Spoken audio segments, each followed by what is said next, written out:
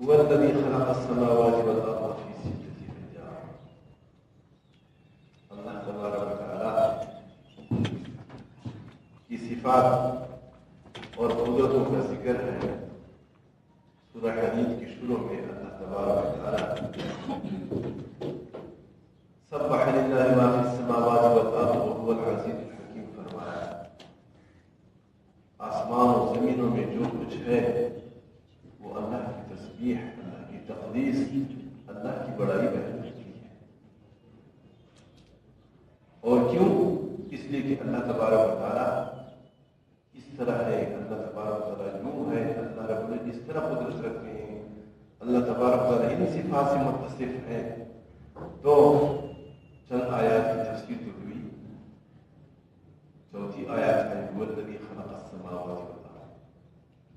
اللہ وہ ذات ہے جس نے آسمان و زمینوں کو پیدا کیا. زمین کتنی بڑی چیز ہے آپ کی نظر میں؟ آسمان اس سے بھی بہت زیادہ بڑے. ان تمام چیزوں کو اللہ تبارک و تعالیٰ نے اپنی قدرت سے پیدا کیا. کسی سے کوئی مدد نہیں دی، کسی سے کوئی مشورہ نہیں دیا. فرمایا فی 6 ایام، 6 دنوں میں. یہ پورا کارخانہ 6 دنوں میں قائم کیا. اللہ تبارک و تعالیٰ کی قدرت تو ایسی ہے کہ 1 سیکنڈ سے بھی پہلے سب کچھ پیدا ہو جائے، سب کچھ کو وجود ملے. انما امره اذا اراد ان يقول له كن فيكون. اللہ تبارک و تعالیٰ کے فیصلے تو ایسے ہیں، جب حکم فرما لیتے کہ ہو جا تو ہو جاتا ہے. اللہ تبارک و تعالیٰ حکم فرماتے کہ پیدا ہو جا تو اسی آن میں فوراً سب کچھ پیدا ہو جاتا. لیکن اللہ تبارک و تعالیٰ نے انسان کی تربیت کی کرنی ہے. انسان کی تربیت کہ اللہ رب کے فیصلے بھی، اللہ تبارک و تعالیٰ نے اپنے فیصلوں کو بھی اور اپنے کرنے کو بھی کچھ تدریج کے ساتھ واسطہ کیا ہے. آپ دیکھتے ہیں پودا پیدا ہوتا ہے چھوٹا سا، آہستہ آہستہ پیدا ہوتا ہے بیج، اور پھر وہ بیج کو تری ملتی ہے، پھر وہ پھولتی ہے، اور پھر نرم سا خوشہ نکلتا ہے، زمین کو چیرتی ہوئی پاڑتی ہوئی نکلتا ہے، اور پھر آہستہ آہستہ اس میں پتے آتے ہیں، شاخیں آتی ہیں، ہوتے ہوتے ہوتے طرح بن جائے، پھر جا کے بعد یہ پھل آئے. کرنے والا کون ہے؟ اس میں کوئی شک نہیں، اللہ ہے. اللہ کرتا ہے، اللہ اس میں بھی قادر. اسی وقت پودا پیدا فرماتے اور فوراً ہی بڑا بھی ہو جاتا اور فوراً پھل بھی دیتا. لیکن اللہ رب کی سنت مستمر رہا ہے. اللہ قادر ہے لیکن ایسا کرتا ہے. انسان کو وجود دیتا ہے، انسان کی تخلیق فرماتا ہے، نطفہ ٹھہرتا ہے، پھر خون کا ٹکڑا ہوتا ہے، پھر گوشت، پھر اس میں رگوں کی جات مچتی ہے، ہڈیوں کی جات مچتی ہے، ہوتے ہوتے آہستہ آہستہ انسان بن جاتا ہے. پھر بھی کچھ عرصے تک ماں کے پیٹ میں رہتے رہتے اور پھر پیدا ہوتا ہے، اور آہستہ آہستہ اس کو صلاحیتوں سے نوازتا ہے. یہ تربیت ہے، یہ تربیت ہے. انسان جذبات ہے،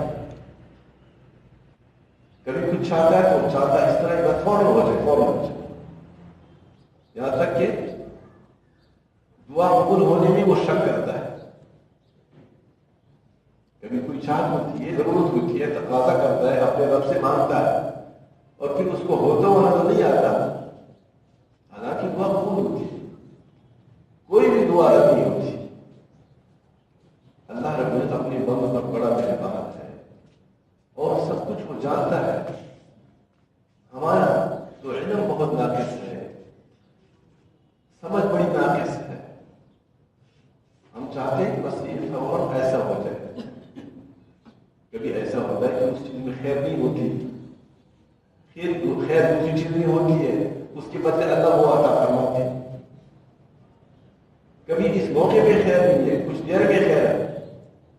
بہرحال اللہ تبارک و تعالیٰ کا کرنا फरमाया कि आसमान और जमीनों को 6 दिनों में पैदा किया।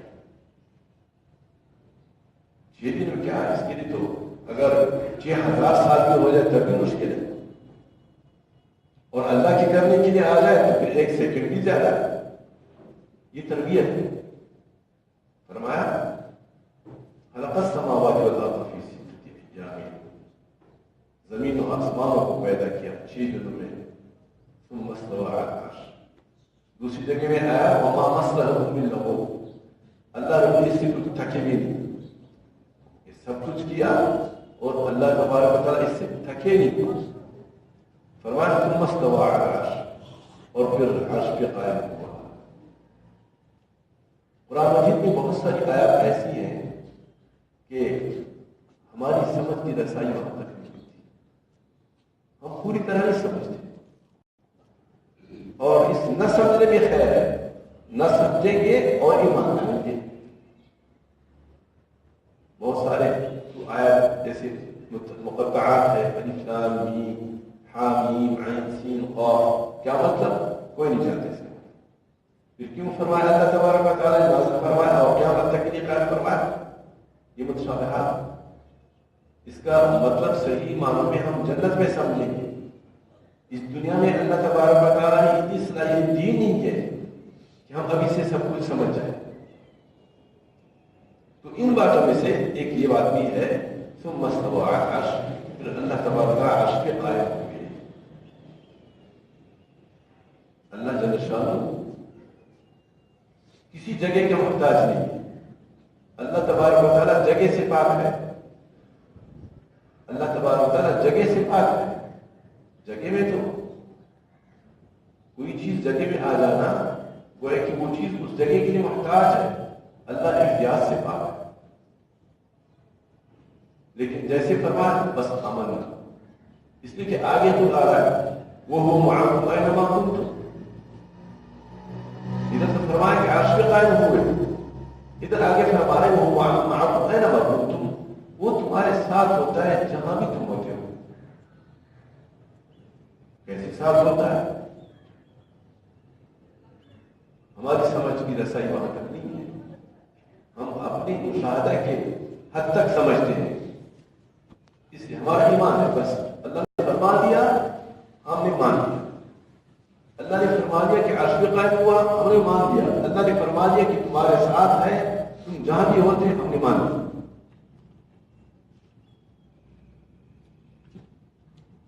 फरमाया यअलम मा यलिजु फिल अर्ज़ि व मा यख़रुजु मिनहा व मा यंज़िलु मिनस समाई व मा यअरुजु फ़ीहा। वो जानता है जो कुछ जमीन में दाखिल होता है, जमीन में जो कुछ दाखिल होता है, तो हम दाखिल होते हैं, छुपते हैं, लाश दाखिल होती है, हशरात बिलों में दाखिल होते हैं, अल्लाह सब कुछ जानता है। जो जमीन के अंदर है अल्लाह जानता है, और जो जमीन के बाहर है वो भी जानता है। वमा यख़रुजु मिनहा, और जो कुछ इससे निकलता है अल्लाह वो भी जानता है। कौन सा पौधा किस वक्त निकल रहा है, किस हैत में निकल रहा है, कौन सा मादन और कौन सी कीमत कीमती जवाहरात कहाँ है, कैसे निकलते हैं, अल्लाह सब कुछ जानता है। वमा यंज़िलु मिनस समाई व मा यअरुजु फ़ीहा, जो आसमानों से नाज़िल होता है, जो आसमानों में चढ़ता है, अल्लाह सब कुछ जानता है।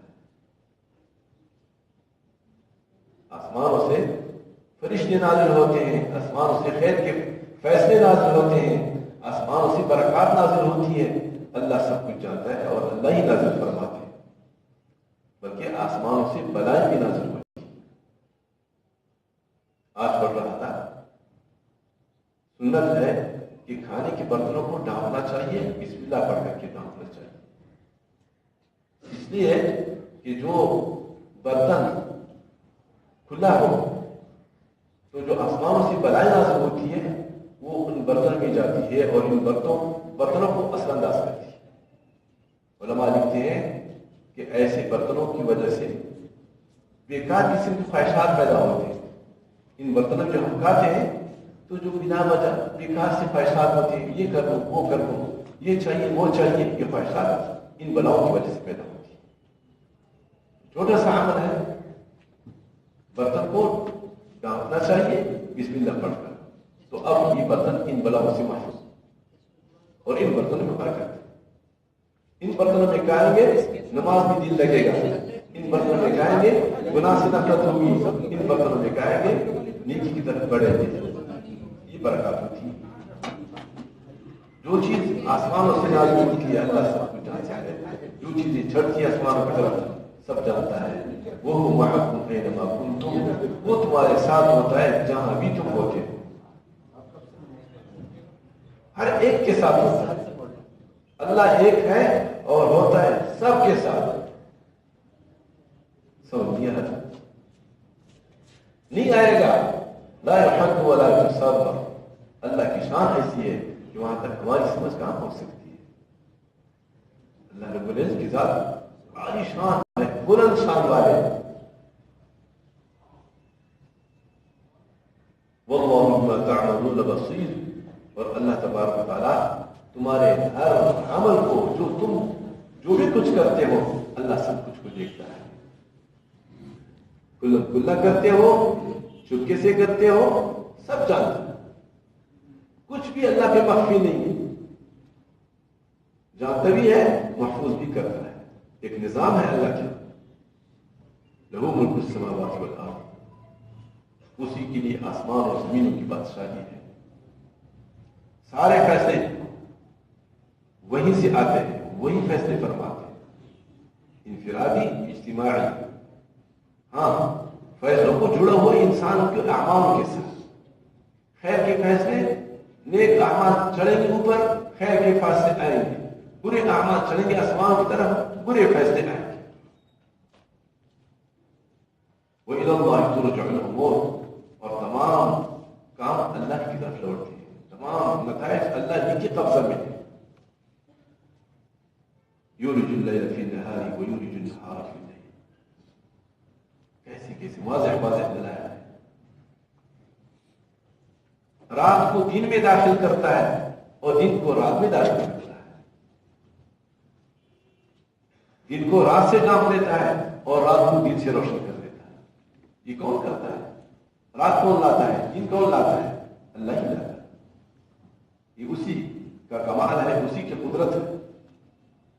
وہ علیم بذات الصدور، اور علم تو اتنا کہ سینوں کے اندر جو سوچتے ہیں وہ سوچ کو بھی جانتا ہے، اللہ کی شان۔ اب جب اتنی بڑی قدرت والا اور اتنے بڑے علم والا اور اتنا مہربان اپنے بندوں پہ، تو بندگی کا تقاضا یہ ہے کہ بندہ اپنے کو اسی کے سپرد کر دے۔ اللہ رب العزت کی صفات پر جب یقین آئے پھر وہ بندہ پریشان ہوتا ہی نہیں، پریشانی ختم۔ اللہ تبارک و تعالیٰ کی صفات پر اگر یقین آ گیا پھر کچھ نہیں ہے۔ سارا مسئلہ یہاں ہے کہ ہم اللہ رب العزت کی صفات پر یقین نہیں رکھتے، اور یہ مسئلہ یہ سب اللہ تبارک و تعالیٰ نے اتنا دیا اتنا دیا اتنا دیا۔ دیکھیے یہ سورت شروع ہوئی اور یہ 6 آیات مسلسل اسی پر ہے کہ اللہ کی ایسی قدرت ہے، اللہ رب کا ایسا علم ہے، اللہ رب کا ایسا مہربان ہے، اور سارے فیصلے سارا سب کچھ اللہ کی کنٹرول میں ہے۔ اس کے باوجود ہم ادھر ادھر اور بھیگتے رہتے ہیں اور بھٹکتے رہتے ہیں۔ مولانا سعید احمد خان بدن رحمۃ اللہ علیہ پچھلے ہفتے آپ کو دیکھا نہیں تو میں نے فرمایا جب ہم بیمار ہو جاتے طبیعت صحیح، اچھا اور آپریشن کی ضرورت پڑتی ہے، آپریشن کرنا ہے مثلا، تو اپنے کو ہم ڈاکٹر کے سپرد کر دیتے ہیں۔ کیوں؟ اپنے قلم سے اجازت دے دیتے ہیں کہ ہم یہ چیرو پاڑو کاٹو، ہم یقین رکھتے کہ یہ جانتا ہے اور وہ یہ اپنے علم کی بدولت میری جان بچا سکتا ہے، اس لیے اپنے کو سپرد کر دیتے ہیں۔ حالانکہ وہ خود بھی ڈرتا ہے، علم اس کا اتنا کچا کہ وہ خود بھی ڈرتا ہے کہ ارے بھائی سہن کر لو کہیں ایسا نہ ہو اگر جان چلی گئی تو پھر میرے گلے میں پڑ جائے۔ اور غیر اختیاری طور پر باوجود کوشش کے اگر کوئی غلط کٹ کیا کچھ ہوا تو ایسا نہ ہو کہ میرے لیے مسئلہ کرنا ہو جائے تو سہن کر لو تب کروں گا والا نہیں کروں گا. ہم سہن کر دیتے اپنے کو اتنا صبر کر دیتے تو کیا ہوا جو اس ذات کے حوالے ہم اپنے کو نہ کریں جو سب کچھ جانتا ہے اور جو قدرت والا ہے اور جو مہربان ہے وہ ہمارا کبھی برا نہیں سمجھتا کبھی برا نہیں چاہتا. وہ اپنے بندوں کا وندہ بندہ ہمیشہ ہمیشہ وہ مہربان ہے تمام بندوں پہ وہ مہربان ہے لیکن ذات اپنی جگہ پہ رحیم و رحمان ہے تو قہار بھی ہے اور عدل انصاف والا بھی ہے. ایسا نہیں کہ اپنی منمانی زندگی گزارتے رہو اور یہاں کوئی پکڑ بھی نہ ہو کچھ بھی نہ ہو. تو بندگی کا تقاضا یہ ہے کہ ہم اپنے کو اللہ کی سپرد کرتے ہیں ہر معاملہ میں اللہ کی سپرد کرتے ہیں. اور جب یہ کیفیت بنے گی اللہ کو سب کا بنا دے. بھائی بولو آمین. جب یہ کیفیت بنے گی تو کون حرام کرے گا؟ جھوٹ بولتا ہے تو کیوں بولتا ہے؟ کسی نقصان سے بچنے کے لیے یا جلب منفعت کے لیے کچھ اپنی طرف کھینچنے کے لیے. اور جب یقین ہے کہ میرا ہر نفع نقصان اللہ ہی کے قبضہ میں ہے اللہ نے جھوٹ کو حرام کر دیا کیوں بولے گا؟ اس لیے بولتا ہے کہ اللہ کی صفات کا یقین ہے. نماز قضا کرے گا کیوں کرے گا؟ میرے رب کا حکم ہے جس نے مجھے پیدا کیا اس کی اتنی مجھ پر احسانات ہیں اور اس کا اتنا اٹل حکم ہے کہ سینکڑوں مرتبہ قرآن مجید میں یہ حکم دیا. اس کے باوجود تھوڑی سی منفعت کی وجہ سے یا تھوڑی سی جو نا سستی کی وجہ سے ہم اللہ کے اس حکم کو قربان کر دیں اس کی پرواہ نہ کریں. یہ کیوں ہوتا ہے؟ اس لیے ہوتا ہے کہ اللہ کی بڑائی دل میں نہیں ہے. یقین ہو کہ میرا رب مجھے دیکھ رہا ہے اور میرے رب کا میرے کو حکم ہے اور اس کا حکم مانوں گا وہ مجھ سے راضی ہوگا اور اس کی نافرمانی کروں گا ناراض ہوگا تو وہ سب کچھ کر سکتا ہے. حلیم ہے فوراً پکڑتا نہیں ہے. تو دوستو یہ جو صفات ہے قرآن مجید میں یہ یقین بنانے کے لیے ہے. یقین بن گیا تو بہترین بندہ ایسا بندہ کہ خود کے لیے بھی نفع بخش اور سب کے لیے نفع بخش. اور جس کا یہ یقین نہیں ہے پھر وہ آہستہ آہستہ ہوتے اس کا یقین آ جاتا ہے اپنے کرنے پہ کہ میرے کرنے سے یہ ہوتا ہے میں اس طرح کروں گا تو یہ ہو جائے گا ایسا کروں گا تو یہ ہو جائے گا. وہ دلدل میں پھنس جاتا ہے. اور سب سے پریشان وہی آدمی ہے جو خواہشات کے پیچھے پڑ جائے. ومن اضل ممن اتبع هواه. سب سے زیادہ گمراہ وہ شخص ہے جو اپنے چاہتوں کے پیچھے پڑ گئے. یہ بھی چاہت ہے وہ ہو جائے یہ چاہت ہے ہو جائے. اس دنیا میں اللہ تبارک و تعالیٰ نے ہمیں مختصر سبق دیا ہے. ایک صحابی کی ایک روایت سامنے آ گئی ابھی مطالعہ کرتی ہوئے. ایک دوست نے اس سے پوچھا کہ بھئی کیا ہے آپ کا گھر بالکل ہر وقت خالی ہوتا ہے کچھ بھی نہیں رکھتے ہو یعنی کچھ بھی جمع نہیں کرتے ہو. فرمایا بھائی میرا گھر کیا ہے ایک مسافر خانہ ہے. ہمارا گھر تو اصلی وہ ہے وہاں اور محنت تو کرتا ہوں ہے جو کچھ آتا ہے میں وہ آگے بیچتا ہوں ایسی جگہ بیچتا ہوں جہاں پہ نہ چوری کا خطرہ ہے نہ ڈاکے کا خطرہ ہے. محفوظ ہوتا ہے. مجھے کیا کرتا ہے کہ میں جہاں جمع کروں. تو اگر یقین بن گیا پھر دوستوں پھر سب کچھ آسان ہے. یقین نہیں بنا تو پھر پریشانی ہے. جتنی بھی پریشانیاں ہیں وہ اس یقین کی وجہ سے کہ یقین ہمارا کمزور ہو گیا. مسلمان کو سب سے بڑا سبق یقین کا ہے. اللہ تبارک تعالیٰ کی صفات پر وہ یقین کرے اور اللہ تبارک تعالیٰ کے ساتھ اپنا تعلق قائم کرے. یقین کیسے آئے گا کیسے بنے گا؟ بار بار سنیں گے سنائیں گے ایک تو یہ بار بار سوچیں گے اور تیسرا اللہ سے مانگیں گے. یہ 3 چیزیں یقین بنانے کے لیے 3 چیزیں ہیں: بولنا، سننا، مانگنا. اس لیے جب ہم پڑھتے ہیں، نماز پڑھتے ہیں، 5 وقت نماز پڑھنے کا حکم ہے، تو سنتے ہیں اہدنا الصراط المستقیم. ہر امام کہتا ہے اہدنا الصراط المستقیم، اے اللہ ہمیں سیدھا راہ دکھا، ہمیں ہدایت عطا فرما. یہ ہدایت ہے. تو سنتے ہیں، اور جب خود پڑھتے ہیں تو پڑھتے ہیں، اور ساتھ ساتھ عملی طور پر مانگتے ہیں. اللہ نے سکھا دیا کہ مانگو کرو. لیکن یہ تب ہو سکتا ہے جب ہم اپنی دنیاوی الجھنوں سے کچھ اس طرف توجہ دیں. ہر شخص اتنے الجھن میں ہے، اتنے دلدل میں پھنسا ہوا ہے کہ ادھر دھیان تک نہیں آ رہا.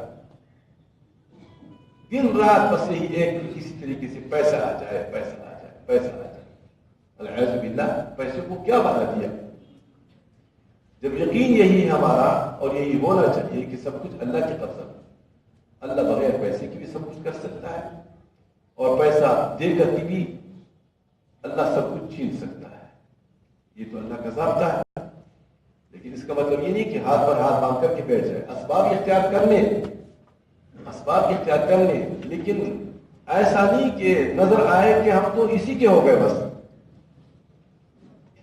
اب جو ہمارا رویہ ہے اس سے یہ پتہ چلتا ہے کہ ہم سب کچھ انہی کو سمجھتے ہیں. بس دنیا کے دلدلوں میں پھنسنا ہے، بس یہی کرنا ہے، یہ نظر آ رہا ہے. لیکن صحیح طریقہ یہ ہے کہ ان چیزوں کو بھی کرنا ہے، اور اصل جو ہمارا ہے وہ آخرت کا گھر ہے، اس کی تیاری کرنی ہے، اور اللہ کو راضی کرنا ہے، اور اللہ کے ساتھ اپنا تعلق قائم کرنا ہے. تو اس کا یہی طریقہ ہے کہ بولنا ہے، سننا ہے، اللہ سے مانگنا ہے، اور اس ماحول میں گھسنا ہے. یہ تینوں کام پھر تب آسان ہوتے ہیں.